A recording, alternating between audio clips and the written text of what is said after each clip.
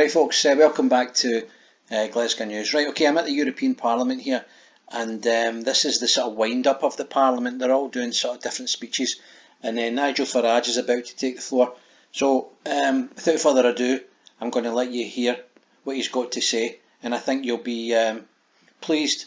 Well, a lot of you will be pleased, and a lot won't be so pleased, and including that the political elite everywhere in Britain. So here we go. Mr. Farage, 5 minutes. Thank you. Good morning. Well, I have tried for 20 years to do myself out of this job, and I thought I'd succeeded. Little did I realise what the UK political class would do. So the morning message is I'm coming back. In fact, lots and lots of us are coming back, because Mr. Verhofstadt is right. Yes, I said that. First time ever. You're quite right. The Brexit Party will sweep the board in these elections, and there is only one way it can be stopped, and that is if the governing party of Mrs May and the opposition of Mr Corbyn come together and agree to a permanent customs union and indeed effectively membership of the single market. If that happens, the Brexit Party won't win the European elections, but it will win the general election, because the betrayal will be so complete and utter. So I don't believe it's going to happen. And as 15 years as a joint or sole president of a group, I have been to dozens of European summits, and again I've seen conflict between nation states and the European institutions, whether it was the Austrians or the Irish or the Hungarians or indeed the Greeks.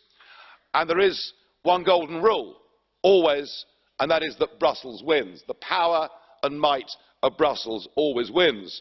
But I've never been to a European summit quite like last week, where for the second time in 2 weeks, a British Prime Minister comes along and begs for an extension to Article 50.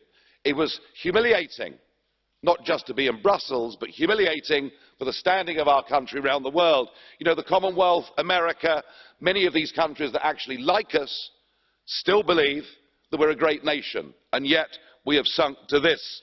A Prime Minister that promised us we'd leave on the 29th of March, that then said we might leave on the 12th of April, that we definitely leave on the 30th of June, and now we're being told we'll leave on the 31st of October.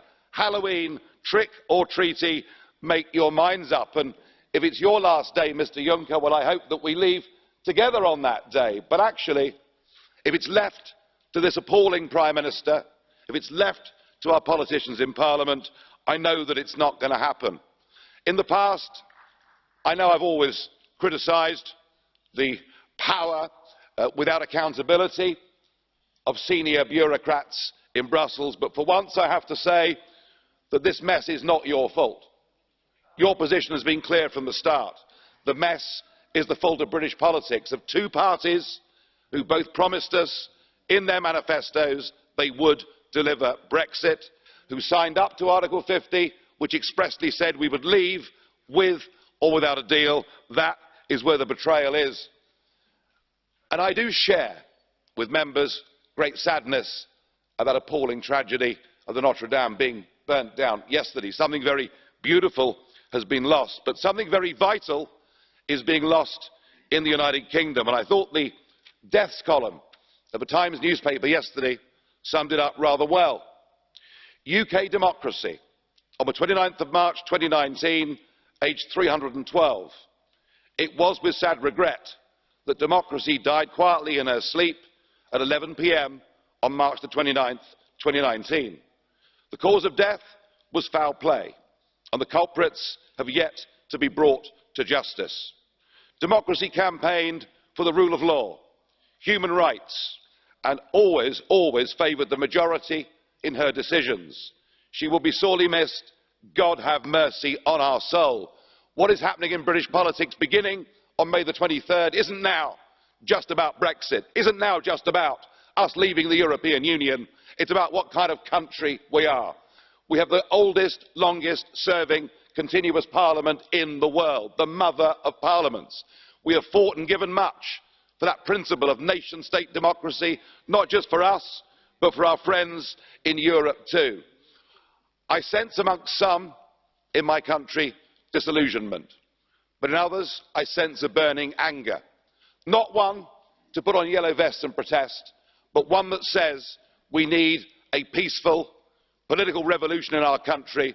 We need to sweep away the two-party system that has let us down so badly, and I think you're all going to be very, very surprised by what happens on May the 23rd. It will be a new future for British democracy, and goodness me, it's needed.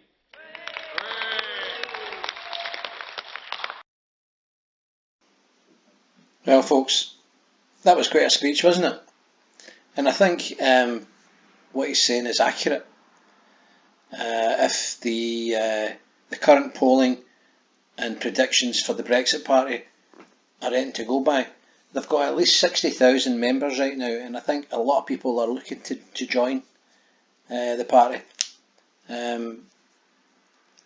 Whether they join the party or no, they will certainly vote for it.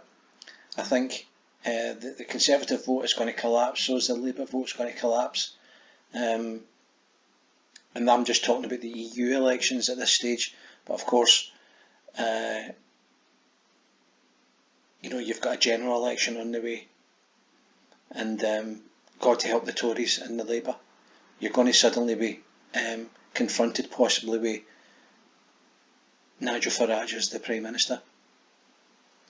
In Europe, if we're not out of Europe, we will be shortly after. Anyway, folks, if you like the content, give Nigel a pat in the back and join his party. You know, you can give me a like if you feel like it. Peace out.